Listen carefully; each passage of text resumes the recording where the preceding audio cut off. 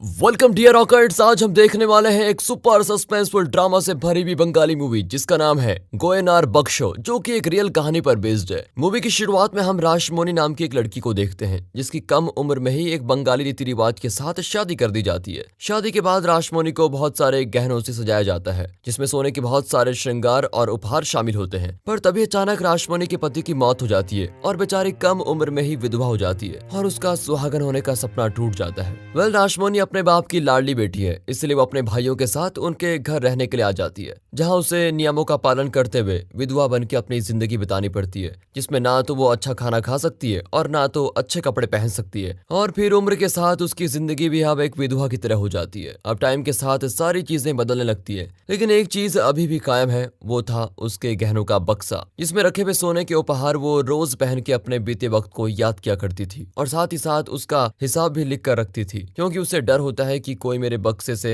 सारे गहनों को चुरा न ले। इसलिए वो हमेशा उस गहनों से भरे बक्से को सबकी नजर से छुपा के रखती है। और कहीं न कहीं इसी अजीब बिहेवियर की वजह से राशमोनी के घर वाले उससे ज्यादा बात भी नहीं किया करते थे। खैर, अब कुछ वक्त बीत जाता है। राशमोनी का भाई चंदन सोमलता नाम की एक गरीब लड़की से शादी करके उसे घर लाता है और इस वक्त राशमोनी के परिवार में बहुत दिक्कतें चल रही है, क्योंकि बंगाल के विभाजन के बाद राशमोनी के परिवार का पूरा पैसा और जमीनें पूर्व पाकिस्तान के फरीदाबाद में रह गई, जिसे ना चाहते हुए भी उसे छोड़कर उन्हें यहाँ आना पड़ा। अब चंदन शादी करके सोमलता को गृह प्रवेश के साथ घर लेके आता है और सभी लोग घर की सबसे बड़ी सदस्य यानी राशमोनी से मिलने के लिए आते हैं। शुरुआत में सोमलता को देखकर राशमोनी थोड़ी नाराज हो जाती है, क्योंकि सोमलता एक गरीब फैमिली की लड़की है। अब मुंह दिखाई होने के बाद राशमोनी उसे अपने गहनों में से 2 सोने की कंगन देती है, क्योंकि उनके परिवार में शादी के बाद उपहार देने का एक रिवाज है। और फिर वक्त के साथ साथ सोमलता पूरे परिवार में घुल मिल जाती है। वहीं दूसरी ओर घर में चल रही मुश्किलों के कारण चंदन और उसके भाई अपने घर में रखी गई चीजों को ही नीलाम करके अपने परिवार का गुजारा कर रहे होते हैं, क्योंकि ऑलरेडी उनके सारे कारोबार, पैसा और जमीनें पाकिस्तान में छूट चुकी हैं।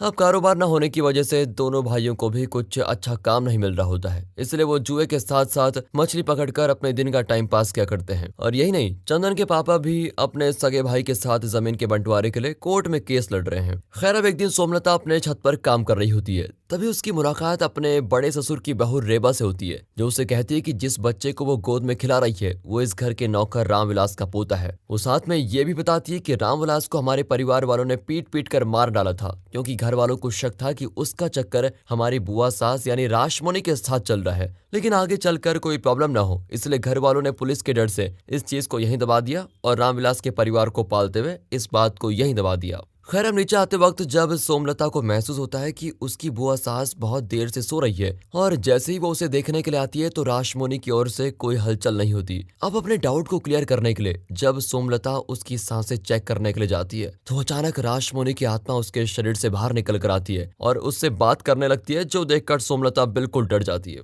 राशमोनी की आत्मा उसे कहती है कि तुम जरूर मेरे गहने चुराने के लिए यहाँ पर आई होंगी। वो ये भी कहती है कि पास वाले रूम में एक बड़े बक्से में मेरे गहने हैं और उसे तुम वहां से उठाकर अपने कमरे में ले जाओ और एक महफूज जगह पे छिपा दो। वो धमकी भी देती है कि अगर तुमने उसमें से कुछ गहने चुराने की कोशिश की तो मैं तुम्हारे पति को मार दूंगी, जिससे तुम इन गहनों को कभी नहीं पहन पाओगी, क्योंकि विधवा महिला कभी सोने के आभूषण नहीं पहन सकती। अब राशमोनी की आत्मा की बात मानकर डर के मारे सोमलता उस बक्से को छुपाकर नीचे लेके आती है कि तभी उसकी टक्कर उसकी जेठानी से हो जाती है और सोमलता को इस भागम भाग में देखते हुए उसे भी कहीं न कहीं उस पर शक हो जाता है कि जरूर सोमलता हमसे कुछ छिपाने की कोशिश कर रही है। खैर, नीचे आने के बाद सोमलता उस गहनों से भरे बक्से को अपने पलंग के नीचे वाले संदूक में छुपा देती है। जैसे ही शाम होती है तो उस घर में रोना धोना शुरू हो जाता है, क्योंकि अनफॉर्चुनेटली राशमोनी की मौत हो चुकी है। लेकिन चौंकाने वाली बात यह होती है कि राशमोनी की आत्मा सिर्फ सोमलता को ही दिखाई देती है। अब राशमोनी के क्रियाक्रम के बाद घर के सारे लोग उस गहनों से भरे बक्से को लालच के मारे ढूंढने लगते हैं, जैसे कि घर के कमरे में, घर के पास के तालाब वगैरह वगैरह में। लेकिन बहुत ढूंढने के बाद भी उन्हें वो बक्सा नहीं मिलता। अब जब एक दिन घर की बड़ी बहू शक के मारे सोमलता के कमरे में उस बक्से को निकालकर चेक करने लगती है तो वो बक्सा अपने आप बंद होकर उन्हें खतरे की चेतावनी देने लगता है। अब ये देखकर वो भी उसे इग्नोर करके वहां से चले जाते हैं। अब ये शैतानी और कोई नहीं बल्कि राशमोनी की आत्मा ही कर रही है, क्योंकि वो अपने गहनों को किसी गलत हाथ में नहीं जाने देना चाहती। अब गहने न मिलने की वजह से सारे घर वालों का शक अपने नौकरों पर आ जाता है और वो पुलिस बुलाकर उन्हें अरेस्ट भी करवा लेते हैं। पर कहीं न कहीं बड़ी बहू का शक सोमलता की ओर ही होता है, क्योंकि उस दिन उसने सोमलता को राजमोनी के कमरे से निकलते हुए जो देख लिया था। अब एक दिन ऐसी ही छत पर मुलाकात के दौरान बड़ी बहू सोमलता को इमोशनली ब्लैकमेल करने लगती है, जिसमें वो कहती है कि चुराए हुए गहनों में से तुम्हें आधा हिस्सा मुझे देना होगा, नहीं तो मैं ससुर जी को तुम्हारा सब सच बता दूंगी। और इसी वक्त सोमलता को उसी जगह मौजूद राजमोनी की आत्मा दिखाई देती है, जो इन दोनों की बातें सुन रही है। अब इससे पहले बात कुछ आगे बढ़ती, राजमोनी उसे अपनी शक्तियों से बेहोश करके गिरा देती है। इसके बाद वो डॉक्टर को बुलाया जाता है, लेकिन डॉक्टर भी तभी शॉक हो जाता है जब उसको पता चलता है पूरे शरीर को छोड़कर सिर्फ जबान पर ही पैरालिसिस अटैक हुआ है, जिसका मतलब ये होता है कि बड़ी बहू के मुंह पर लकवा मार चुका है और इस वजह से वो कभी कुछ बोल भी नहीं पाएगी। अब बड़ी बहू सोमलता की ओर हाथ दिखाते हुए कुछ बोलने की कोशिश करने लगती है, लेकिन घर वालों को कुछ भी समझ में नहीं आता। पर जब चंदन उसे डायरी पर अपनी बात को लिखने के लिए कहता है तो अचानक उसके हाथ पर भी लकवा मार जाता है, जिससे वो बेचारी कुछ अब लिख भी नहीं पाती। अब इसी के साथ वक्त बीतने लगता है और राजमोनी की आत्मा के साथ सोमलता की भी बातचीत बढ़ने लग जाती है। वहीं दूसरी ओर घर में चल रहे पैसों की तंगी की वजह से घर का पूरा सामान नीलाम होने लगा है और एक दिन इसी परेशानी से तंग आकर चंदन आत्महत्या करने की कोशिश करने लगता है, लेकिन तभी सोमलता वहां पर आकर उसे रोक लेती है और कहती है कि हम बहुत ही जल्द कुछ पैसों से साड़ी का व्यापार शुरू करेंगे। जिसके बाद वो चोरी छिपे राजमोनी के गहनों में से एक बड़ा सा हार गिरवी रखकर उसके बदले ढेर सारे पैसे लेकर आती है, लेकिन एक्चुअली उसके पास ये पैसे कहां से आए उसने ये अभी तक अपने पति को नहीं बताया होता। अब अपने हार को बेचते हुए देख राजमोनी को बहुत गुस्सा आता है और वो सोमलता को बुरी तरह से किचन में टॉर्चर करने लगती है, जिससे पूरा किचन तहस नहस हो जाता है। पर सोमलता राजमोनी से ये भी वादा करती है कि बहुत ही जल्द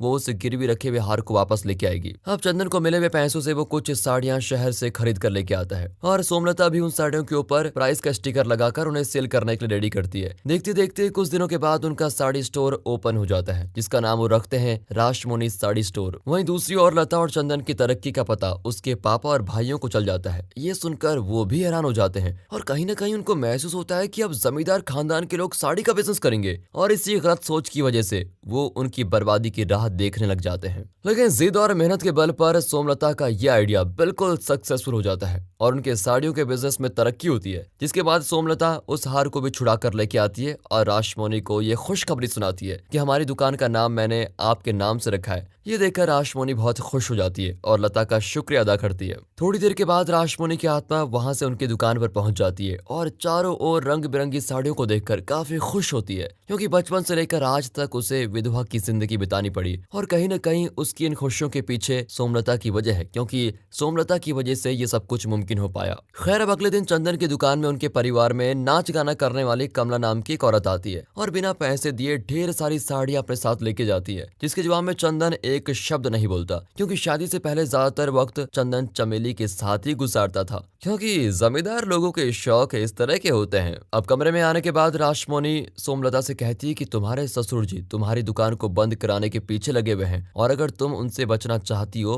तो मैं तुम्हें उनका एक राज बताती हूँ, जो अगर तुम्हें पता चल जाए तो शायद ससुर जी तुम्हें कभी परेशान नहीं करेंगे। जिसमें वो कहती है कि जब तुम्हारे ससुर जी जमींदार थे तो उन्होंने कमला के ऊपर बहुत सारा पैसा और सोना लुटा दिया। अगर तुम इस बात का जिक्र उनसे करोगी तो वो शर्म के मारे कभी तुम्हारे काम में टांग नहीं अड़ाएंगे। लेकिन सोमलता ये कहने में थोड़ा डर रही होती है। ये देखकर राजमोनी उसे अपनी अनटोल्ड स्टोरी सुनाती है, जिसमें वो कहती है कि औरत को आजकल के लोग बस एक खिलौना समझते हैं। जब मेरी शादी हुई थी तब मैं 12 साल की थी और तभी अचानक मेरे पति की मौत हो गई। इसके बाद तो मेरी पूरी जिंदगी में सुख शांति सब कुछ मिट गया, क्योंकि उस उम्र में मुझे इन सारी चीजों का अंदाजा ही नहीं था। मुझे बस एक खिलौने की तरह इस्तेमाल किया गया। पर जैसे जैसे जवान होती गई मुझ में बदलाव आने लगे और एक दिन मैंने हमारे घर में काम करने वाले रामविलास को देखा। इसको देखकर मैं अपने अंदर की हवस को कंट्रोल नहीं कर पाई। इसके बाद मैंने उसे इमोशनली ब्लैकमेल करते हुए रात को मिलने के लिए बुलाया, लेकिन जब वो मुझसे मिलने के लिए पहुंचा तो रखे हुए कुछ सामान से वो टकरा गया, जिससे घर में बहुत बड़ा शोर मच गया और मेरे परिवार वालों ने उसे शक के मारे पीट पीट कर मार डाला, जिसमें मेरी जिंदगी में आगे बढ़ने की उम्मीदें और खत्म हो गई। अब राजमोनी की ये कहानी सुनकर उसको भी थोड़ा दुख महसूस होता है, लेकिन सोमलता के अंदर अभी भी हिम्मत नहीं है कि वो अपने ससुर जी से ऐसी बातें करे, क्योंकि उसकी दुकान में ऑलरेडी 32 साड़ियों की चोरी हो चुकी है। ये सुनकर राजमोनी उसे सच्चाई बताती है कि एक्चुअली उन साड़ियों की चोरी नहीं हुई है,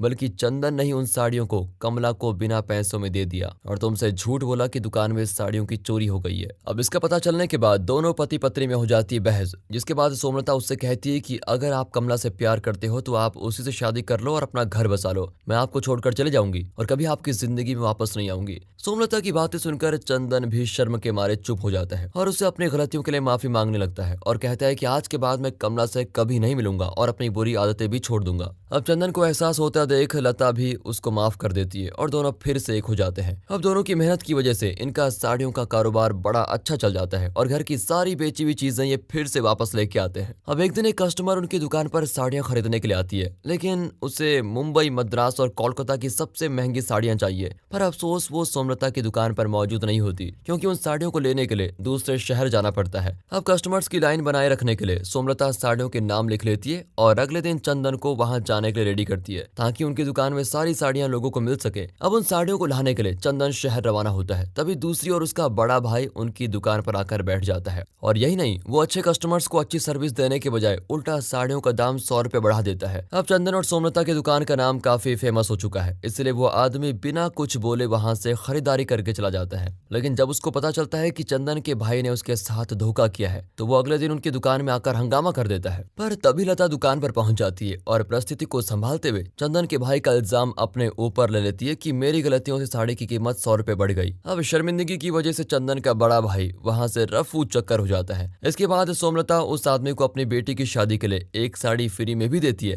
ताकि उसको ज्यादा बुरा न लगे। अब घर आते वक्त एक अनजान आदमी सोमलता का पीछा कर रहा होता है और जब वो इस बात को राजमोनी से शेयर करती है तो वो कहती है कि किसी और से रिश्ता रखना बिल्कुल सही है, क्योंकि इस दुनिया में आदमी और औरत दोनों का समान हक है कि वो अपने प्रेमी और जीवन साथी को चुन सके। लेकिन सोमलता राजमोनी की ये बात सीरियसली नहीं लेती, क्योंकि वो अब एक शादीशुदा औरत है। लेकिन बहुत महीने बीत गए हैं। चंदन ने अपने परिवार वालों के लिए बहुत लिफाफे भेजे, लेकिन कभी भी उसमें सोमलता का जिक्र नहीं किया, जिससे सोमलता के दिल में चंदन का प्यार अब कम होने लगता है और उसे उस अनजान आदमी की याद सताने लग जाती है जो उसका पीछा कर रहा था। देखते देखते इन दोनों की नजदीकियां बढ़ने लगती है और एक दिन एक सुनसान जगह पर इन दोनों की होती है मुलाकात, जहाँ वो अनजान आदमी लता को छूने की कोशिश करता है। लेकिन एक पतिव्रता स्त्री होने के कारण लता खुद को कंट्रोल कर लेती है और वहां से अपने घर की ओर मुड़कर चली आती है और सोचती है कि आज से कभी भी किसी अनजान शख्स के बारे में नहीं सोचूंगी। फाइनली इस साड़ियों का कारोबार खत्म करके चंदन भी घर आ चुका होता है, जिसको देखकर सोमलता बहुत खुश होती है और उस रात वो इंटीमेट भी होते हैं। इसी के साथ एक साल बीत जाता है और सोमलता को एक बेटी होती है जिसका नाम वो चैताली रखते हैं। चैताली के नया नक्श हूबहू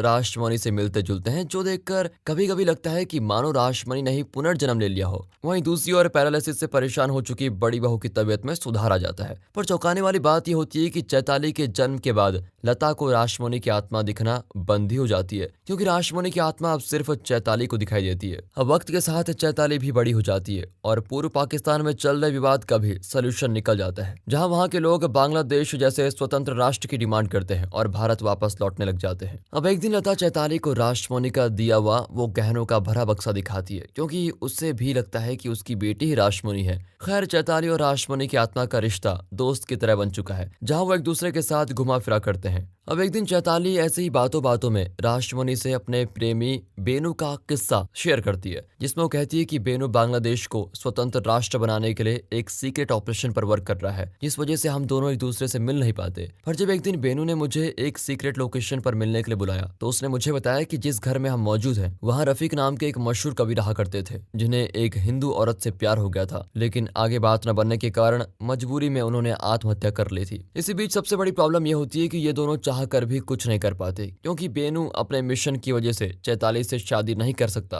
क्योंकि ना ही इस वक्त उसके पास पैसे हैं और ना ही सपोर्ट, और जंग में गोली लगने के कारण वो अपने साथियों का भी इलाज सही तरीके से नहीं कर पाता, इस वजह से उसके साथियों की भी मौत हो जाती है। अब घर आने के बाद जब चैताली राजमणि से इस बात को शेयर करती है तो जवाब में राजमणि कहती है कि तुम्हारी माँ ने जन्मदिन पर तुम्हें जो सोने से भरा हुआ बक्सा दिखाया था उसमें 500 तोला सोना है, जिसकी मदद से तुम दोनों अपने मकसद में कामयाब हो सकते हो। ये सुनकर चैताली अगले ही दिन बेनू से इस बात को शेयर करने के लिए उसके घर पहुंच जाती है, लेकिन बेनू वहां पर मौजूद नहीं होता। कुछ घंटों का इंतजार करने के बाद भी बेनू आता नहीं और चैताली वहां बैठकर किताब पढ़ने लग जाती है कि तभी वहां पर मौजूद कुछ पन्ने उड़कर चैताली के पास आ जाते हैं, जिन्हें पढ़ने पर वो हैरान हो जाती है, क्योंकि उस पत्रों में लव लेटर के फॉर्मेट में लिखी हुई कविताएं होती है, जिसे कवि रफीक ने लिखा है। और जब चैताली उन सारे पन्नों को पढ़ने लगती है तो उसे पता चलता है कि रफीक जिस हिंदू औरत से प्यार करता था वो कोई और नहीं बल्कि उसकी माँ लता है। मतलब दोस्तों, जिस अनजान आदमी को हम सब अब तक जान नहीं पाए थे वो और कोई नहीं बल्कि कभी रफीक ही था जो रात में लता का पीछा किया करता था। अब ये सब हो जाने के बाद चैताली अपनी माँ का दिया हुआ बक्सा उन्हें लौटा देती है, जिसमें वो रफीक की लिखी हुई कविताएं और कुछ गुलाब के फूल भी होते हैं, जिन्हें देखकर लता काफी इमोशनल हो जाती है और अपनी यादों को मिस करने लग जाती है। वहीं दूसरी ओर इस गहनों का असली हकदार राजमणि की आत्मा को मिल चुका है, जो कि चैताली है, जो इन गहनों को अपने प्रेमी बेनू को दे देती है, जिससे वो अपने मकसद में कामयाब हो और खुशी खुशी चैताली से शादी कर सके। और सारी समस्या दूर होने के बाद फाइनली राजमणि की आत्मा को शांति मिल जाती है और इसी के साथ होती है ये मूवी यहाँ पर खत्म। दोस्तों स्टोरी थोड़ा यूनिक लगी हो कमेंट करके बताइएगा। मिलते हैं अगली वीडियो में, तब तक के लिए गुड बाय, अपना ख्याल रखें and finally thanks for watching.